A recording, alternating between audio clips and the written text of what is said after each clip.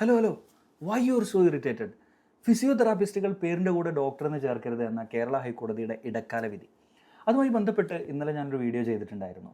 അതിൻ്റെ കമൻറ്റ് ബോക്സിൽ ഫിസിയോതെറാപ്പിസ്റ്റുകൾ എന്ന് പറയുന്ന ചില പുതിയ കാല കുരുന്നുകൾ വന്നിട്ട് എന്നെ ഭയങ്കര തെറി വിളിക്കുന്ന രീതിയിൽ അബ്യൂസീവായിട്ട് കൂട്ടത്തോടെ കമൻറ്റ് ചെയ്തുകൊണ്ടിരിക്കുകയാണ്.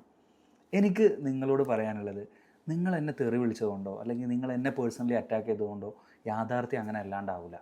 ഇപ്പോൾ ഹൈക്കോടതിയുടെ വിധിയും നിലനിൽക്കുന്നുണ്ട്. സ്റ്റാറ്റസ് കോ പ്രകാരം പേരിൻ്റെ നേരെ നിങ്ങൾ ഡോക്ടർ എന്ന് വെച്ചിട്ടുണ്ടെങ്കിൽ അത് നിയമവിരുദ്ധമാണ്, ഉളുപ്പില്ലായ്മയുമാണ്. That's up to U.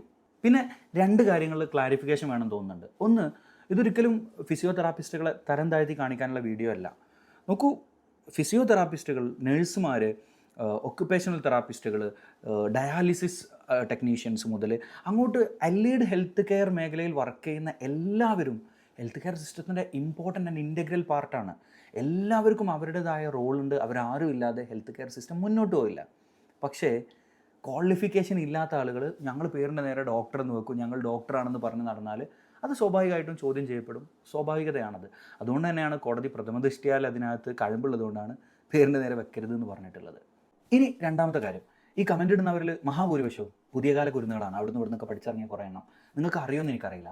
ഈ റിഹാബിലിറ്റേഷൻ എന്ന് പറഞ്ഞാൽ ഇതൊരു വലിയ അംബ്രല്ലയാണ്.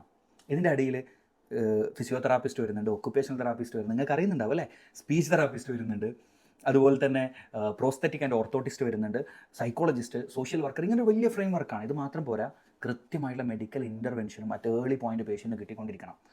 ഇതിനകത്ത് medical intervention is so important for any patient.